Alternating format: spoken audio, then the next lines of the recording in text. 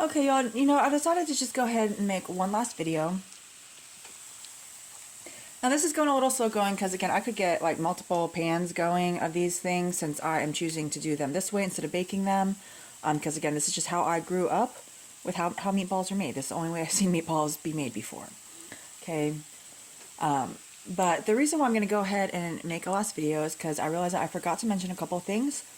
And also because of somebody's response to my first video that finished uploading. They denigrated me as a show-off, and I want to talk about that for a minute. But I wanted to mention that, so not only are these great for putting on like spaghetti with spaghetti sauce, having spaghetti with meatballs, they're also amazing on top of mashed potatoes with gravy on top. Okay, you can also make sub sandwiches out of these. So when you have these in the freezer, you have a variety of different types of meals. I mean, you could do like rigatoni instead and add some milk to the sauce, make it like a creamy tomato sauce. Okay, could do some different things by having these. So because I did kind of pay a little bit through the nose for the ground beef, and I didn't cut it with the cheaper pork, I do have about $26.50, $27 probably in these meatballs. I already ate 3 of them. I would serve maybe, 4 or 5, depending on the person, on these. And then if someone wants leftovers, I could get leftovers. But again, you can make these. I make bigger meatballs generally, but you can make these smaller. Okay, you can even make them small enough to put into like little soups, like little Italian meatball soup style. When you're making them pretty small, you don't want to crust them as hard. Some of these I was distracted. I had the temperature up because I was getting the pan up to heat, and then I was distracted with the videos and some different stuff. So some of these I crusted a bit harder than I would have liked to, but then some of these I can cook them in sauce for a while when I do my stuff later. Okay. Now, the point about somebody denigrating me, trying to say that I'm a show-off for just simply doing a video showing you all of how I make my meatballs, it's how my mother made meatballs, it's just how I grew up with, is I just want to let you all know that if we're going to live in a world where people want to show something off, let it be home cooking and recipe ideas and not fake nails and fake eyelashes and fake hair and fake everything and skanky clothes and how many men are looking at their wives' butt cheek photos, okay? Because I know we got some people in that category up on here. Let your daughters grow up thinking that it's cool, that your cooking is cool, and they want to be like you instead of wanting fake nails, okay? I'm not trying to put you all down. I'm just simply trying to make videos to show you all an idea of what I have that helps me have a backup in the freezer for quick meals when I need them, especially when I'm outside cutting firewood for hours, etc. Sometimes I just really need to have something quick that I can heat up so that I'm not falling back to junk food. Now, I myself do eat convenience food sometimes. I even eat fast food sometimes, okay? It's how do we mitigate, how can we nourish our families in a way that's healthy for them and also teach them how to be able to take care of themselves and eat healthy, because the reality is that we're living in a world, guys, where a lot of these convenience foods have poison in them. Okay, so when you, as a spouse, as a parent, are taking time to make fresh prepared meals, okay, you're nourishing your family. You're helping protect your family from all of the poison out there in the world, guys. That's just the reality. I lecture people sometimes about how men are supposed to lead the woman with love and protection benevolently, and how within their marriages, women are supposed to follow their husbands with respect. Okay, now that does not mean that a woman does not also need respect. That does not mean that males do not also need love and protection. We have different ways of showing these things to each other. At least that's how it should be. Okay, one of the things, even though I came down on Xavier the other day because sometimes we have some issues, some of my people, sometimes they want to be God of the world and it causes problems, okay? But one of the things that I really am appreciating about Xavier right now is he listens to my lectures, because I harp on my people all the time, guys, about the importance of family and how important it is to look after our families as a matter of mission work. Okay, I myself am in a kind of unique situation that sometimes I feel like I am really falling short in that regard. But one of the things that I really appreciated about Xavier is he took a lot of my words to heart, and he chooses within his marriage with his new wife, and they have a new baby. Okay, he chooses to lead in a way that he's creating cycles of gratitude within his marriage. Okay, and it's just so beautiful. And so some people might look at some people that have amazing marriages and be like, well, that person's spouse is so much better than mine. Okay. Well, it's, again, as men, you need to ask yourselves, what is leadership? I'm not saying that the women aren't sometimes flawed. Okay. But what is leadership, and how can you create cycles of gratitude? If you want your wife to be able to make home cooked meals, are you leading within your marriage in a way that you're creating the space for her to be able to do that? Because part of the reason why I'm sharing these meatballs with you is I feel like it is a blessing that I received within my familial legacy of my mom showing me how to make these, because I grew up eating these, and they were just so tasty to me. I liked them so much. I looked forward to so much when my mom made meatballs that I had to find out how it was done when I was a little girl. Okay, and so she showed me and let me help her. Okay, so this to me is a blessing that I still have in my life from my late mother that I want you all to be able to share in.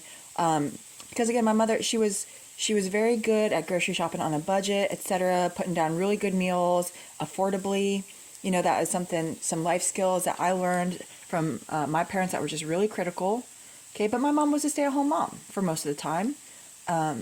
And so I was just super blessed.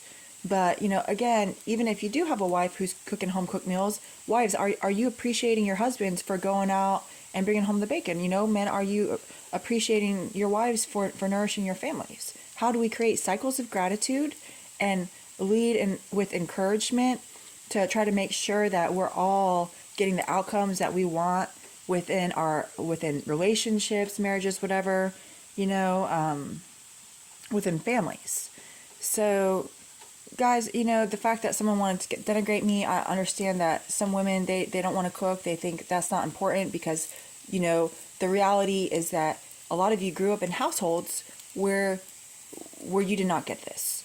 Okay, this is to me, this is like luxury in today's modernity, this perverse modernity that we're living in. Okay, so some of you want to have fancy cars and stuff, but this basic stuff that used to just be a part of basic living, this is the kind of luxury that a lot of your children need you to bring into your homes, no matter how wealthy you are. Okay, just try to understand that. So I'm harping, but some of you all, and sometimes it's our enemies who actually have a better comprehension of the level of operations that we're running. Okay, and sometimes they do things like hot fault my audio to see what goes on some of the other feeds, and they're just like sometimes horrified because a lot of it is personal stuff with us. Some of it is dealing with stuff like making sure people's families are being looked after, that our leaders are looking after their teams and encouraging them to get the personal lead that they need, etc. Because what happens is, when we give up things, basic things, like when our people are having their marriages destroyed over their workaholism, because this work is so heavy and important, we're giving away outcomes that we shouldn't be. And throughout this whole endeavor, as apocalyptic as it may be, we're supposed to be greedy for all the right things. God wants us to be greedy for all the right things, guys. Home cooking should be one of those things that we feel greedy for ourselves and our family. People being able to feel nourished and be healthy and be able to be budget conscious, things like that. So this stuff all matters. I've got a few of our team leads are probably getting ready to get married shortly. A long time, been single for a long time, some of them, lifetime bachelors, a couple of them. One of them, anyways, Jay, he's been like a lifetime bachelor. So it's a big deal. And I just want you guys to know that even though we have some of my team leads have married some other female team leads, and you got people with heavy jobs, and even us within the scope of just the horror show and the really absurd level of operations that we're running, we still prioritize things like making sure that a woman is going to be able to take time away from work, okay? Because the reality is, once a baby comes, maybe there's a lot of things a woman accepted about a man that she realized that she just can't accept anymore because she feels so vulnerable, insecure, unloved, unprotected. When a woman has all those hormones raging after childbirth, she really needs to be able to not get thrown to the wolves of a difficult workplace. Okay, so even us, when we're dealing with some of our female leaders who are preparing to become mothers for the first time, you know, we are cutting back the hours, trying to create the circumstances that the families are not being sacrificed for this work, because that the families, the good family lives, that's the good stuff, and that is an important part of this mission work. We're all creating the future. Okay, so what does it mean to be intentional about the future that you are creating? Okay, and men, if you feel like, oh, well, my wife doesn't do these things for me, well, how can you be encouraging? Because frankly, a lot of people were never taught how to cook. Okay, how can you guys make it fun and enjoyable activity to learn more about together? Okay, how can you, if your wives are working too much, or if they are just spending time sitting around, how can you find some encouragement, exercise some strong leadership that leads with love and protection, and not just like criticism and bitterness, okay? To try to create those cycles of gratitude, while also helping make sure both of you all have the kind of marriage that you want, and that your kids are being raised the way that you would like them to be, okay? You guys don't even know, I sometimes, I go on sometimes hours long, not exactly tirades, they're like tirade pep talks sometimes, okay? Because we deal with so much heavy stuff, it's like, you know, it would be soul breaking if we let it, okay?